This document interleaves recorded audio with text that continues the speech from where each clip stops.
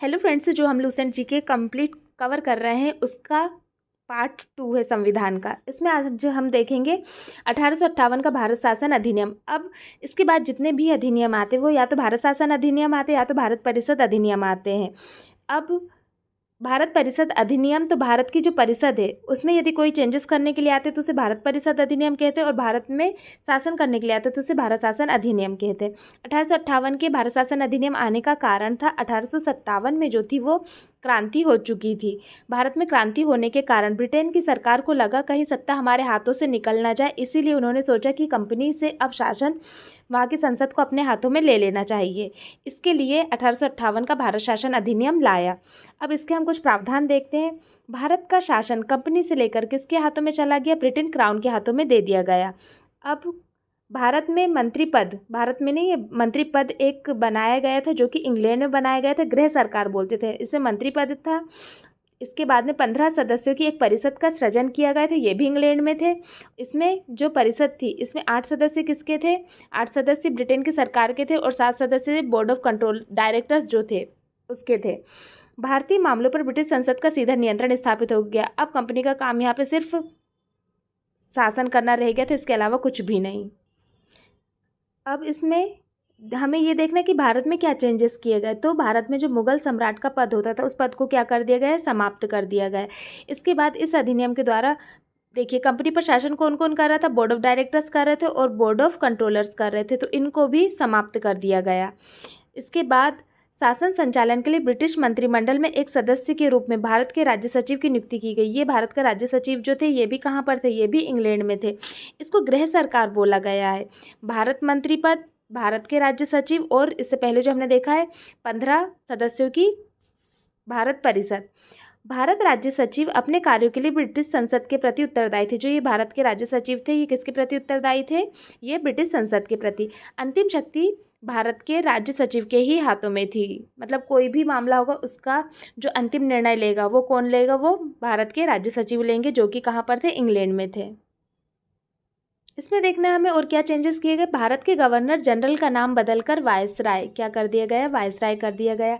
इस समय भारत के गवर्नर जनरल यहाँ पर कौन थे? जब 1858 का भारत शासन अधिनियम आया था तो लॉर्ड कैनिंग थे।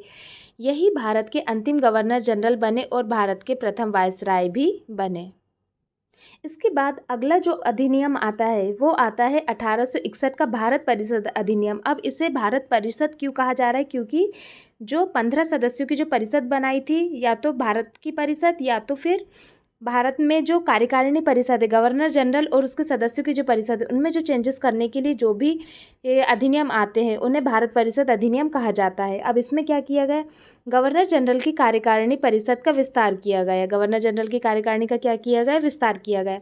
लॉर्ड कैनिंग थे इस समय पर भारत के वायसराय। इन्होंने विभागीय प्रणाली का प्रारंभ किया। विभागीय प्रणाली का मतलब होता है पहले सभी मिलकर, सारे जितने भी विभाग होते थे सारे सभी मिलकर करते थे। अब इन्होंने क्या करा? अलग अलग विभाग बना दिए गए। जैसे वर्तमान में देखें तो हमारा शिक्षा विभाग अलग होता है, पर्यावरण विभाग अलग होता है, परिवहन विभाग अलग होता है। इसी तरह से लॉर्ड कैनिंग ने भी क्या करा कि सभी को अलग अलग विभागों में बांट दिया। इसे पोर्टफोलियो भी कहते हैं। गवर्नर जनरल को पहली बार अध्यादेश जारी करने की शक्ति दी गई। गवर्नर जनरल को अध्यादेश जारी करने की शक्ति क्या होती है? कि कोई इमरजेंसी हो, इमरजेंसी में गवर्नर जनरल क्या कर सकता है? कोई भी नियम कानून को तुरंत में लागू कर सकता है।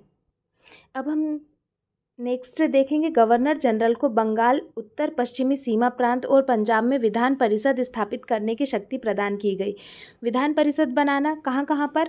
एक तो इसमें कह रहे हैं कि बंगाल मतलब ये वाले क्षेत्र में, दूसरा कह रहे हैं क्या?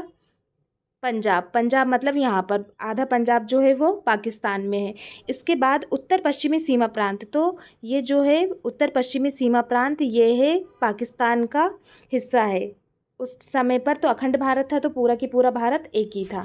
इसके बाद हम नेक्स्ट देखते हैं, कानून निर्माण की प्रक्रिया में भारतीय प्रतिनिधियों को शामिल करने की शुरुआत हुई। जो गवर्नर जनरल थे और उनकी परिषद थी, उसी के साथ में विधि बनाने के लिए कुछ और भी गैर सरकारी सदस्यों को भी शामिल करना शुरू कर दिया गया था और उन गैर सरकारी सदस्यों में भारतीयों को भी प्रतिनिधित्व देने लगे थे। इसका मतलब था कि जो विधि बन रही है आप उन पर कोई सवाल जवाब नहीं कर सकते, बस आपको बैठकर देखना है कि वहाँ पर चल क्या रहा है। इसका मतलब है कि आपको पावर कुछ भी नहीं दी है, बस आपको एंट्री मिल गई है। नेक्स्ट आता है वायसराय कुछ भारतीयों को विस्तारित परिषद में गैर सरकारी सदस्यों के रूप में नामांकित कर सकते थे। वायसराय ही नॉमिनेट इनको कर सकता था। इसके बाद है 1862 में लॉर्ड कैनिंग के द्वारा 3 भारतीय विधान परिषदों में मनोनीत किए गए। किनको किया? 3 थे। ये इंपॉर्टेंट आपको याद रखना, बनारस के राजा, पटियाला के महाराजा और सर दिनकर राव। इन तीनों को किसने मनोनीत किया था? तो ये लॉर्ड कैनिंग द्वारा मनोनीत किए थे, क्योंकि 1861 के भारत परिषद अधिनियम में ये प्रावधान कर दिया गया था और 1862 में लॉर्ड कैनिंग उन्हें क्या कर लेते हैं? मनोनीत कर लेते हैं। इसके बाद नेक्स्ट एक्ट आता है 1873 का अधिनियम आता है। इस अधिनियम के द्वारा उपबंध किया गया कि ईस्ट इंडिया कंपनी को कभी भी भंग किया जा सकता है। इसमें कहा कि अब ईस्ट इंडिया को कभी भी समाप्त किया जा सकता है और इसी के तहत 1 जनवरी 1884 को ईस्ट इंडिया कंपनी को औपचारिक रूप से भंग कर दिया गया था। तो इसमें आपको ये वाला डेटा याद रखना है कि किस एक्ट के तहत आया था कि ईस्ट इंडिया कंपनी को भंग किया जा सकता है और ईस्ट इंडिया कंपनी को कब भंग कर दिया गया। तो 1 जनवरी 1884 को भंग कर दिया गया। इसके बाद आता है शाही उपाधि अधिनियम 1876। इसमें क्या किया जाता है? इस अधिनियम द्वारा गवर्नर जनरल की कार्यकारिणी में 6वें सदस्य की नियुक्ति की जाती है और उसे लोक निर्माण विभाग का कार्य दे दिया जाता है। लोक निर्माण कार्य विभाग का मतलब होता है नागरिकों की जो समस्या होती है, पेयजल की, सड़कों की, ये सब लोक निर्माण कार्य के अंतर्गत आते हैं और जो 6वां सदस्य था इसी के लिए नियुक्त किया गया था। इसके बाद 28 अप्रैल 1876 को एक घोषणा द्वारा महारानी विक्टोरिया को भारत के साम्राज्ञी घोषित कर दिया गया था। तो ये आपको याद रखना है, महारानी विक्टोरिया को कब भारत की साम्राज्ञी घोषित किया गया था? 28 अप्रैल 1876 को। इसके बाद 1892 का भारत परिषद अधिनियम आया। अब ये फिर से कौन सा अधिनियम है? भारत परिषद अधिनियम, मतलब कि परिषद में कुछ चेंजेस करने के लिए ये एक्ट आता है। अब इसमें क्या किया जाता है? अप्रत्यक्ष चुनाव प्रणाली की शुरुआत की गई। इसका मतलब है कि जो भारत परिषद थी उसमें जो सदस्य को ऐड करना था वो सदस्य किसके द्वारा ऐड किए जाने लगे थे? अप्रत्यक्ष चुनाव प्रणाली के द्वारा। अप्रत्यक्ष चुनाव क्या होते हैं? ऐसे चुनाव जिसमें डायरेक्ट जनता वोट नहीं करती है।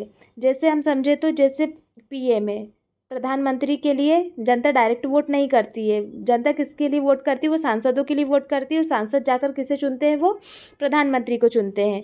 तो प्रधानमंत्री का चुनाव भी क्या कहलाएगा? अप्रत्यक्ष चुनाव कहलाएगा। इसके बाद है राजस्व एवं व्यय अथवा बजट पर बहस करने तथा कार्यकारिणी से प्रश्न पूछने की शक्ति दी गई। इसमें जो भारत परिषद में जो भारतीय शामिल हो रहे थे, जो गैर सरकारी सदस्य जिन्हें हम कह रहे थे, इन्हें कौन सी शक्ति दी गई कि आप राजस्व, व्यय, बजट पर बहस भी कर सकते हो और गवर्नर जनरल और उसकी जो कार्यकारिणी है उससे आप प्रश्न भी पूछ सकते हो। इसके बाद आता है 1909 का भारत परिषद अधिनियम, जिसे क्या कहा गया? मार्ले मिंटो सुधार कहा गया। मार्ले मिंटो सुधार क्यों कहा गया? मार्ले कौन थे? ये भारत के राज्य सचिव थे, जो कि कहाँ पर थे? ये इंग्लैंड में थे, भारत के राज्य सचिव। और मिंटो कौन थे? मिंटो भारत के उस समय पर वायसराय थे और इन्हीं के नाम पर आया मार्ले मिंटो सुधार आया। इसमें क्या कहा गया? पहली बार मुस्लिम समुदाय के लिए पृथक प्रतिनिधित्व का उपबंध किया गया। इसके अंतर्गत मुस्लिम सदस्यों का चुनाव मुस्लिम मतदाता ही कर सकता था। अब इसको थोड़ा समझते हैं। इनका सीधा सा मतलब था, अब ये भारत में सांप्रदायिकता लाना चाहते थे और सांप्रदायिकता लाने का मतलब होता है कि हिंदू मुस्लिम के बीच में क्या डालना चाहते थे? फूट डालना चाहते, ताकि हिंदू मुस्लिम की क्या हो जाए? एकता समाप्त हो जाए। इसके लिए ये क्या व्यवस्था करते हैं कि मुस्लिम के लिए अलग निर्वाचक मंडल लाते हैं। उसका मतलब होता है कि मुस्लिम ही वोट कर सकता है, मुस्लिम ही प्रतिनिधि खड़ा हो सकता है और क्षेत्र भी कौन सा रहेगा? मुस्लिम ही रहेगा, कोई और वोट नहीं कर सकता।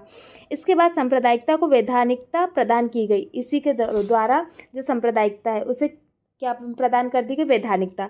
लॉर्ड मिंटो को सांप्रदायिक निर्वाचन के जनक के रूप में जाना जाता है। क्यों जाना जाता है? क्योंकि मिंटो के समय पर ही ये कानून लाया गया था। इसमें नेक्स्ट प्रावधान है, भारतीयों को भारत सचिव एवं गवर्नर जनरल की कार्यकारिणी परिषदों में नियुक्ति की गई। अभी तक भारत में जो कार्यकारिणी होती थी, कार्यकारिणी में भारतीयों को शामिल नहीं किया जाता था, परंतु अब कार्यकारिणी में भारतीयों को भी शामिल किया जाने लगा। केंद्रीय और प्रांतीय विधान परिषदों को पहली बार बजट पर वाद विवाद करने व सार्वजनिक हित के विषयों पर प्रस्ताव पेश करने व पूरक प्रश्न पूछने का व मत देने का अधिकार दे दिया गया। इससे पहले मैंने आपको बताया था जो गैर सरकारी जो सदस्य होते थे उन्हें कोई भी अधिकार नहीं दिया था। अब धीरे धीरे करके उन्हें अधिकार देना ये शुरू कर देते हैं। इसके लिए क्या करते हैं, पूरक प्रश्न क्या होता है, पहले तो पूरक प्रश्न को समझते। यदि हमने किसी से कोई एक प्रश्न पूछा कि आप कहाँ जा रहे हो, तो ये प्रश्न हुआ, उन्होंने उत्तर दे दिया कि हम यूपी जा रहे हैं।